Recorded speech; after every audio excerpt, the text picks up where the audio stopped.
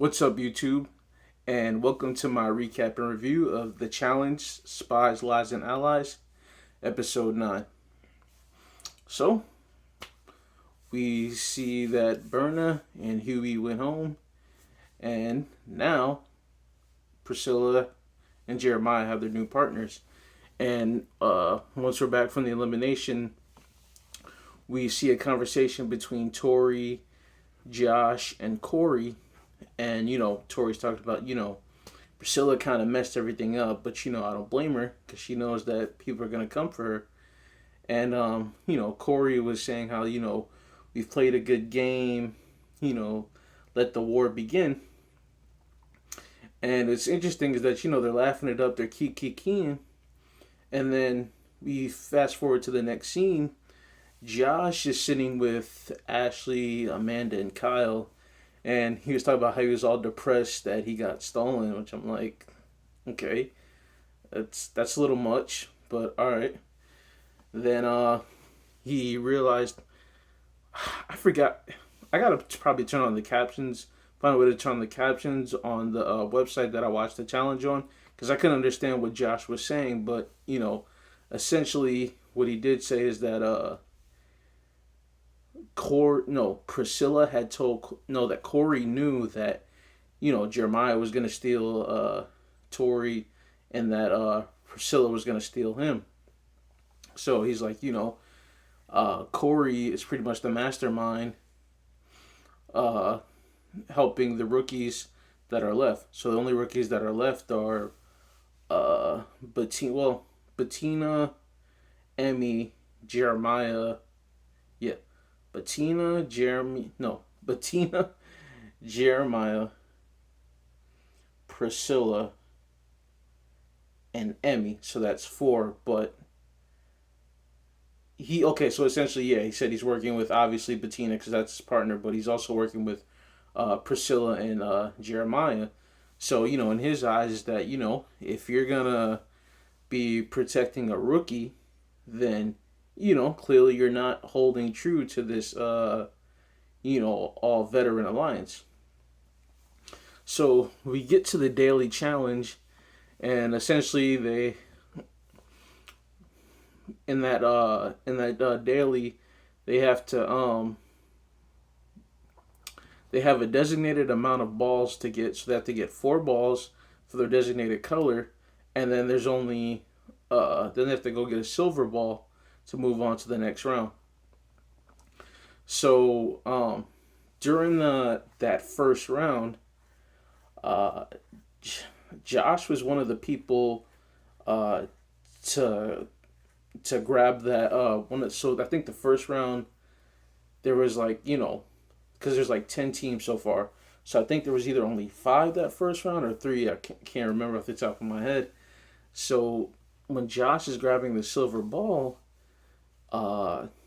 everybody's crowded around him because they're trying to win, and he's freaking out, whoa, whoa, whoa, he's, in the confession stuff about, everyone who I'm supposed to be working with or protecting is all going for me and blah, blah, blah, blah. And then Corey takes the ball from him and passes it to Jeremiah. So after the round is over, then Kyle gets it from Jeremiah and passes it to Ed. So Ed wins that first heat.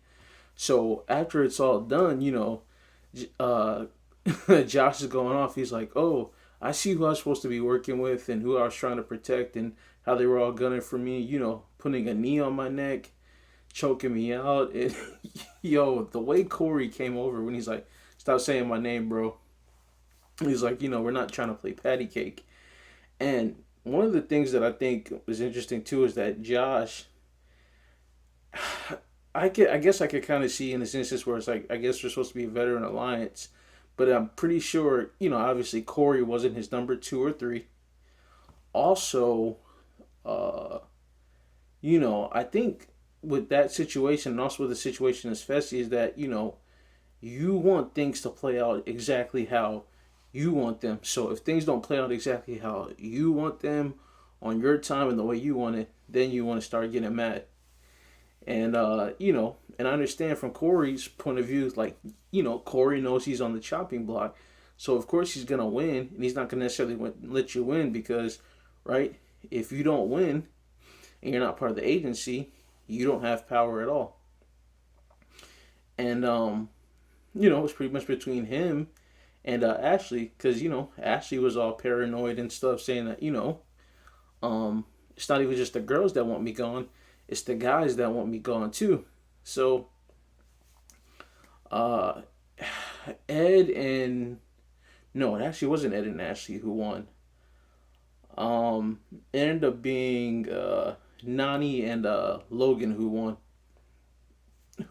won that daily challenge, and pretty much his plans was to, regardless whoever goes in, send in Amber and Jeremiah, so the boyfriend and girlfriend can fight it out, for their fate in the game, and then also, to on a side note, Corey did have a discussion with Nelson in an earlier scene, talking about who's working with who, so you have to kind of talk to people and see where their head is at. As far as the people he mentioned was Logan. He's like, Logan's kind of in the middle of all this, and the interesting thing is too, you get the scene with Logan and Big T where Logan's wants to get rid of Corey and Nelson because in his mind he's not their number one, two, three, etc. So if they're not working with him, it's better to have them removed from the game because they could be coming after him. So and then also he brought up a good point too, is that he knows that Nelson definitely doesn't run a final with Big T. So to get them out would actually be more beneficial to his game. So in the deliberation, Corey, of course, he tries to save himself and says, I've done 9 seasons, I've never backstabbed anybody, I've always kept my word, and to me that's currency in this game. And of course, what does he bring up?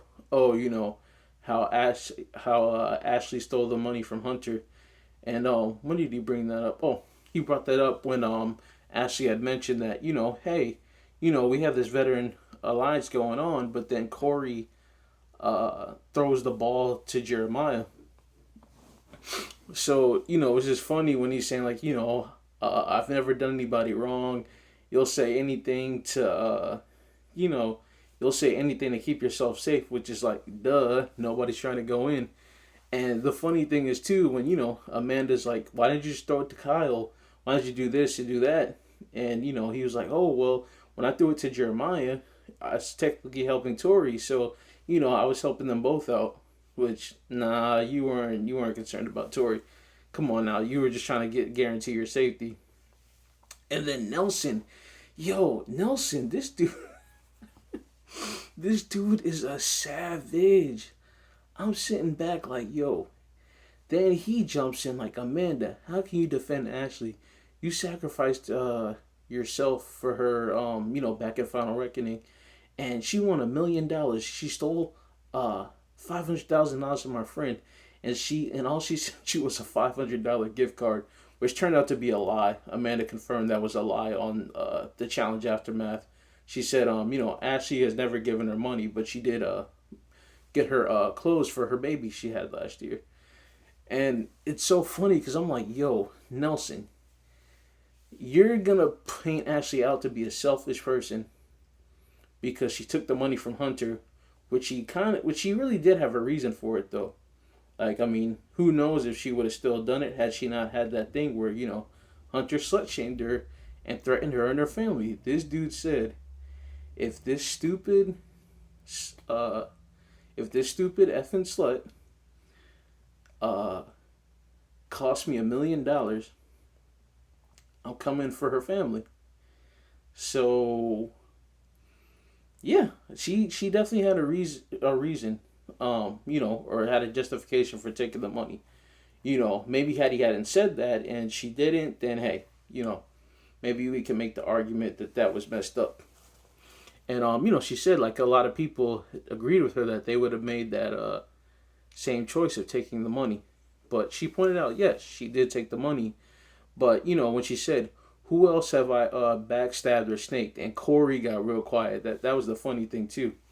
But my thing is with Nelson is that you say Ashley is selfish. And when she said, Nelson, you're acting like we're not friends outside this game. And he's like, still getting on her, like, hey, you're a different person inside the game. And, you'll say anything to anybody to keep yourself safe.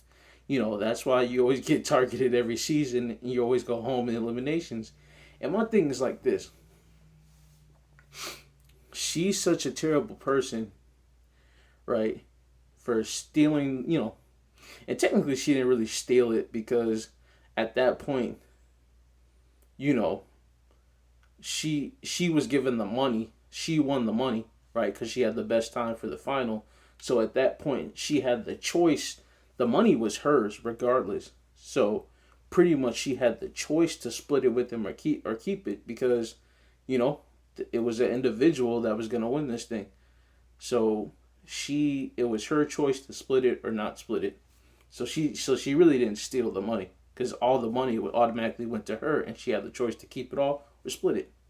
Anyway, she's such a bad person for taking the money, but it wasn't a problem when you two were sleeping together. That's the crazy thing. She's so bad, but you can put that to the side to sleep with her, hook up, whatever you want to call it. You know, you could do that, and who knows? They probably still maybe could have developed into something more had Berna not been around, or someone else in the house that caught his interest. Who knows, right? This is me just speculation, but you can put that aside to hook up with this girl, but she's such a bad person. Because if I know somebody in my mutual circle or, somebody, whatever, who's a woman who's done my friend wrong, I'm not going to then go and sleep with her knowing that, she might have played my friend, did this, did that, etc. So I'm just sitting here like, that's, come on, man. Like, Nelson's a character, man. And Ashley pointed out too is that he sacrificed himself for Corey back on Total Madness, and Corey, I doubt Corey probably slid him some money because I mean if we want to really go on principle, when Nelson told Johnny and Kyle, hey, just put me in elimination because Corey has daughters, so I'd rather him get to the final. It's like, dude, if I was Corey, I'd say, hey, bro, because what? He got second place last season, so he won 50K. I would have definitely slid him some bread for him, taking that elimination for me because I think had Corey been in that hall, bro, he would have lost too. Cause Rogan's a big guy and he's bigger than Nelson and he's bigger than Corey. But then again, Corey is fast though, and it's definitely Hall Brawl is definitely about speed as well because when we look at Amber and Big T is definitely bigger than Amber. Probably not too much, but Amber was faster because when we look at as far as when they made contact, they were pretty much going back and forth. I think Amber got a little bit the best of Big T more in like their first round, but in the second round, they pretty much went back and forth. Amber was pushing Big T, and Big T was really pushing her back a good amount. But again, by the time they break contact, Amber was already a little bit more than halfway in the hall during that hall brawl. So who knows? I mean, right? It's all we can do is just speculate because we never seen that elimination happen. But yeah, I get it. Corey's trying to save himself. So, of course, in that situation, anybody's going to try to save themselves, right? Who wants to go in? Especially when now, it's back to how it used to be. There's no skulls, so you don't really get a benefit from going in. Well, kind of, sort of. You at least get the benefit of changing a partner. So you can, dump your partner for a stronger partner in the season. So to get to the elimination, and man, I got to give them props because that elimination looked hard where they had to take the beams, take them across a little, little poles and go across a little balance beam. And they were dropping like flies. So Logan and Nani, they they were the agency and they voted in Amber and Jeremiah, and they had to take those poles across that little balance beam and get them to their side to solve a puzzle. And man, I was wondering if they were gonna finish it because both of them kept flopping and falling, flopping and falling. And Amber and Jeremiah had got a strategy down where Amber, she was squatting low, man. She must got Megan the Stallion knees because she was squatting down low, and they were able to make it cross with their pieces. But I know that wasn't sustainable because Jeremiah, with him being tall, with him having to hold her up in a squat position, that's going to take a toll on his lower back. So they were down to like their last three pieces, but they just couldn't get it done. And one of the interesting things is Corey and Bettina. They definitely came back, and I was I was definitely proud of them, especially Bettina, because they weren't really a strong team, but they definitely rocked that elimination to where they tried the same strategy, it didn't work. They're trying all this other stuff, it didn't work. They said that in the confessional you hear them, my forearms are dead, my forearms are shot. So I was thinking, is anybody even going to complete this? So then they finally come up with a strategy to hold themselves closer together. They come back and they pull off the elimination.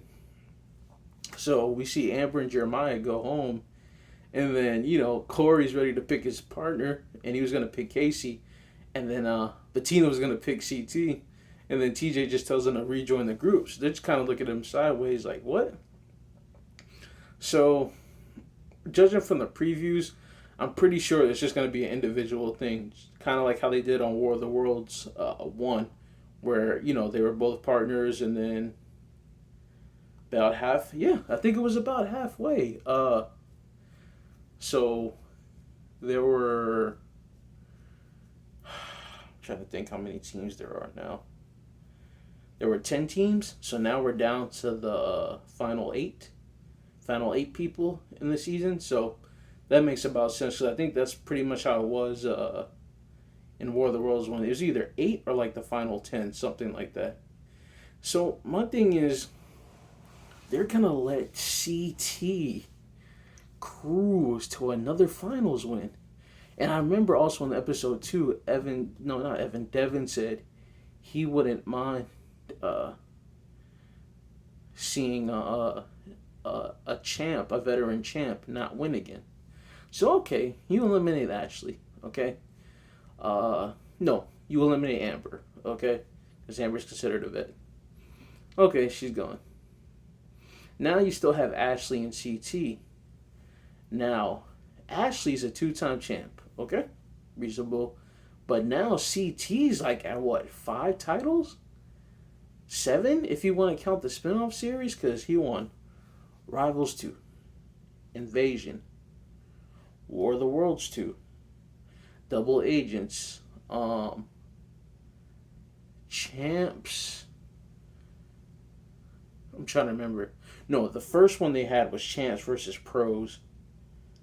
Then the spinoff, they just changed to Champs versus Stars. So yeah, he won the finals in Champs versus Stars 1 and 2. So that's 6 finals that he's gone to and won. And you want to keep him around? And then now that it's going to be, I'm pretty sure it's going to be an individual game. If we look at the players as themselves, just as an individual player, CT is the strongest player in this game. Most finals appearances out of them all, and most challenge wins. Best physical competitor in terms of strength, and endurance. Because shoot, when we look at the final back on Double Agents, CT was in front of he was in front of Corey and Leroy the whole time. And CT is I think CT is like 40 years old at this point, 41. And then he was still coming off like, CT was rocking the dad bod for a while, and he, lost some weight coming into Double Agents.